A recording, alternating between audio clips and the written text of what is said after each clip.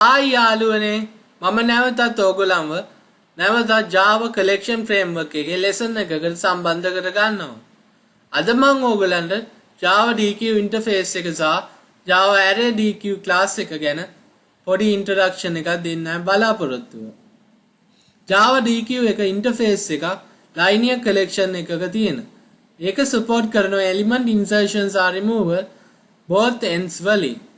DQ එක double ended queue වලට acronym එකක්. ඒ කියන්නේ DQ interface එක elements remove and insert කරන්න පුළුවන් both ends වලින්. DQ එක double ended queue කියලාත් අපි කියනවා. array DQ කියලා class එකක් තියෙනවා. මේකෙන් අපිට DQ resizable arrays පාවිච්චි කරන්න ඉඩ දීලා තියෙනවා. ඒක abstract collection class එක inherit කරන අතර DQ interface එක implements කරනවා. වැදගත් points array DQ එකට ආපු තමයි unlike DQ අපිට add හා remove කරන්න පුළුවන් values both sides වලින්.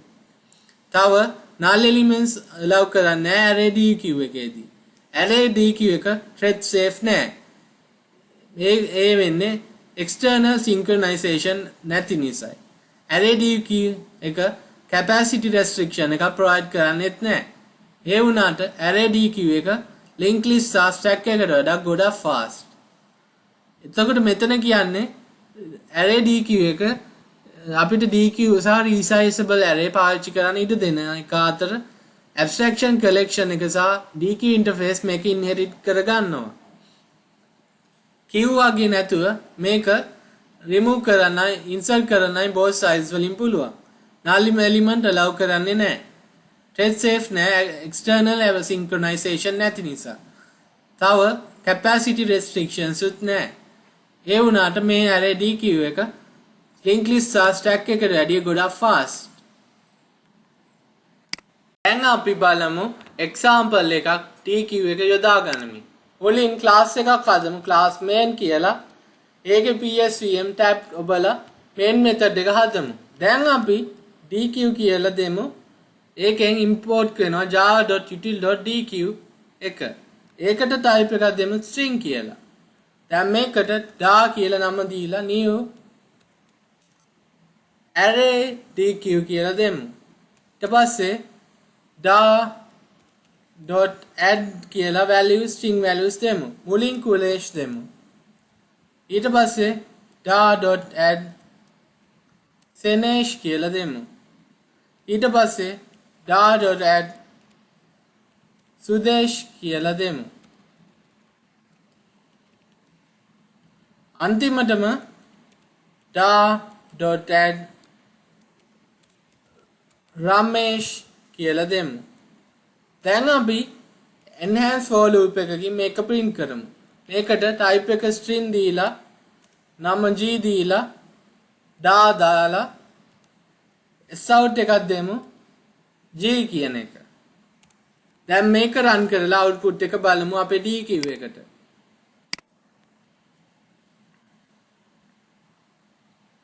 අපිට ආව output එක kulesh senesh sudesh ramesh print වෙලා output එක DQ එකෙන් ආවා.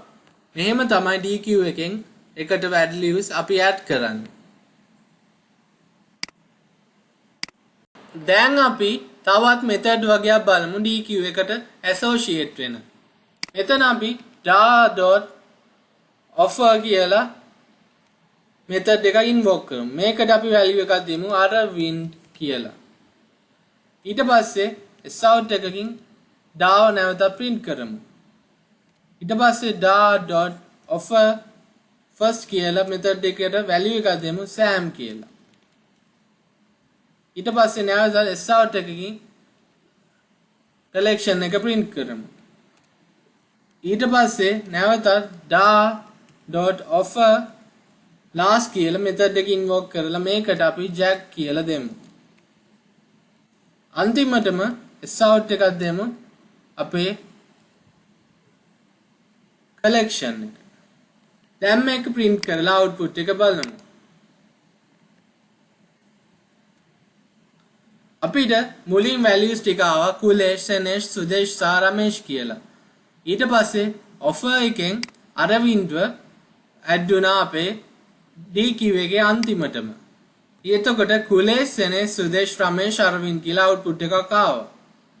ඊට පස්සේ offer first එකෙන් සෑම්ව අපේ collection එකේ මුලටම ඇඩ් වුණා. ඊට පස්සේ සෑම් කුලේෂ් සෙනෙහ් සුදේෂ් රමේෂ් අරවින්ද් කියලා print වුණා. අන්තිමට offer last එකෙන් ජැක්ව අපේ අන්තිමටම ඇඩ් වුණා. එතකොට සෑම් කුලේෂ් සෙනෙහ් සුදේෂ් රමේෂ් අරවින්ද් ජැක් කියලා අවුට්පුට් එකක් අපිට මේකෙන් ආවා. එහෙම තමයි offer first සහ offer last කියන මෙතඩ් වලින් අපි වැඩ කටයුතු කරගන්නේ. දැන් බලමු Paul first සහ Paul last methods අපේ DQ එකේ යොදාගෙන. මුලින් class එකක් හදමු class main කියලා. මේකට PSVM method එක දීලා main method එක DQ එකක් හදමු.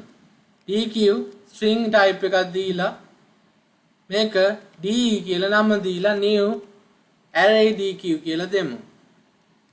ඊට පස්සේ D එකට .add dog කෙනෙක් add කරමු. ඊට පස්සේ d.add cat කෙනෙක් add කරමු. ඊට පස්සේ d.add elephant කෙනෙක් add කරමු. අන්තිමට d.add bat add කරමු. ඊට පස්සේ අපි d.poll කියලා දෙමු. ඊට පස්සේ අපි sout එකකින් print කරමු අපේ DQ එක. ඊට පස්සේ d.poll first කියලා දෙමු. ඊට පස්සේ sout එකකින් අපි print කරමු DQ එක. ඊට පස්සේ d.poll last කියන method එක call කරමු. ඊට පස්සේ sout එකකින් අපි DQ එක print කරමු. දැන් මේක run කරලා output එක බලමු මොකක් වෙයිද කියලා. අපිට cat elephant bat කියලා පළවෙනි output එක ආවා. මේක ආවේ Paul එකෙන් dog ව ඉවත් කරපු නිසායි මේ output එක ආවේ. ඊළඟ එකේ elephant bat කියලා විතරක් ඇවිල්ලා තියෙනවා. මේක උනේ Paul first එකෙන් නැවතත් cat කියන element එක remove කරපු නිසායි. ඊට පස්සේ අන්තිමටම elephant විතරක් ආවා. මොකද Paul last method එකෙන් bat අයින් කරපු නිසායි මේ elephant කියන output එක විතරක් ආවේ. එතකොට මෙතන වන්නේ Paul එකෙන් මුල් element එක delete කරන එකයි Paul first එකෙනුත් ඒ වගේම තව ඊළඟ මුල් element එක delete කරන එකයි Paul last එකෙන් අන්තිම element එක delete කරන එකයි වුනේ. ඒක තමයි මේ Paul සහ Paul first සහ Paul last methods වලින් අපි වැඩ කටයුතු කරද්දී වන්නේ. අපි දැන් remove සහ clear ගැන ඉගෙන ගමු. මේ ටික ඉස්සෙල්ලාම delete කරලා අපි දැන් දෙමු remove කියලා. ඊට පස්සේ sout එකකින් අපේ DQ එක print කරමු. අන්තිමට අපි දෙමු d.remove all කියලා. ඒකට DQ එක pass කරමු. හැමදාත් sout එකකින් DQ එක print කරමු. මේකෙන් මොකක් වෙයිද? අපි දැන් බලමු. මේක run කරලා බලමු. අපිට cat elephant bat කියලා ආවා. remove එකකින් කරන්නේ DQ එකේ පළවෙනි element එක remove කරන එකයි. ඒක නිසායි dog අපිට මෙතන පේන්න තියෙන්නේ නැත්තේ. ඊට පස්සේ remove all එකෙන් අපි මුළු collection එකේම data remove කරගත්තා. ඒක තමයි මෙතන blank statement එකක් තියෙන්නේ. දැන් අපි මෙතෙන්ට d.clear කියලා දෙමු. මේකෙන් මොකක් වෙයිද? අපි දැන් බලමු. අපිට නැවතත් cat elephant bat කියලා remove එකෙන් dog අයින් වෙලා ආවා. ඊට පස්සේ output එකත් null එකක් ආවා. මුකුත් නැති එකක්. මෙතන උනේ clear එකෙන්ද remove all වගේ අපේ values ඔක්කොම ටික delete කරලා දමන එකයි මේ clear එකෙනුත් උනේ. ඒ කියන්නේ clear සහ remove all කියන්නේ values remove කරන method දෙකක්. ඒකයි දෙකෙන්ම එකම දේ සිද්ධ වුනේ. හරි, දැන් අපි බලමු DQ වල peak first සහ peak last methods. sout තුනක් දෙමු. පළවෙනි sout එකේ d.peak දෙමු. ඊළඟ sout එකේ d.peak first දෙමු. ඊට පස්සේ අන්තිම sout එකේ d.peak last කියලා දෙමු. දැන් මේක print කරලා output එක බලමු. අපිට dog bat කියලා ආවා. peak සහ peak first වලින් කරන්නේ පළවෙනි element එක හොයලා return කරන එකයි. ඒකයි dog දෙකටම print උනේ. ඊට පස්සේ peak last එකෙන් කරන්නේ අන්තිම final element එක හොයලා ඒක print කරන එකයි. ඒකයි අපිට ඊළඟට bat print උනේ. ඒක තමයි මේ code එකේදී සිද්ධ වුනේ. peak එකෙන් dog ද peak first එකෙන් ආපහු dog ද peak last එකෙන් bat කියන අන්තිම පිළිතුරද print වුන නිසායි bat කියලා අපිට අන්තිමට ආවේ. දැන් අපි බලමු DQ වල element method එක. මුලින් මේ ටික remove කරලා අපි sout එකක් දෙමු d.element කියලා. දැන් මේක print කරලා output එක අපි බලමු.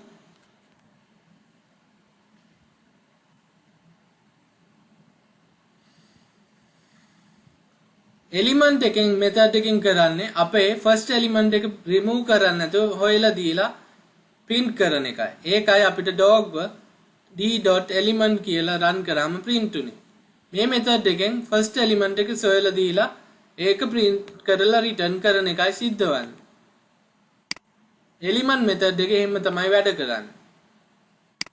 හරි, අපි දැන් අවසාන example එකක් බලමු අපේ DQ එකට. මෙතන අපි class එකක් create කරලා තිනවා class book කියලා. ඒකට int id එකක් දීලා තිනවා string name එකක්, string author, string publisher එකක් සහ int quantity එකක්. ඊට පස්සේ book construct එකක් හදලා values provide කරලා තියෙනවා. ඊට පස්සේ class එකක් main කියලා හදලා main method එක දීලා DQ එකක් හදලා තියෙනවා set කියලා book කියන type එකේ.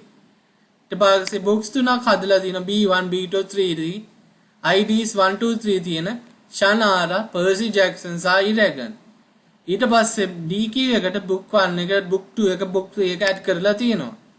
අන්තිමට advanced for loop එකකින් book type එකේ set එක DQ set එක B කියන නමින් අපි print කරලා තියෙනවා.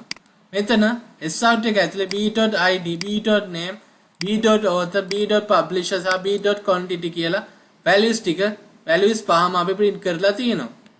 දැන් මේක run කරලා output එක බලලා අපි පාඩම අවසන් කරමු. මෙතන ඉස්සෙල්ලාම අපිට book 1 එක Shannara by Brooks print වුණා.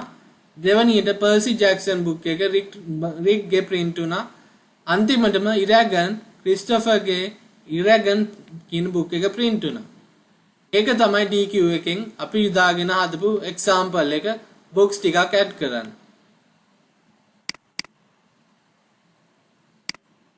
හරි, දැන් අද මම ඕගලන්ට DQ interface එක සහ array DQ class එකෙන් methods සහ වැඩ ගන්න හැටි කියලා දුන්නා.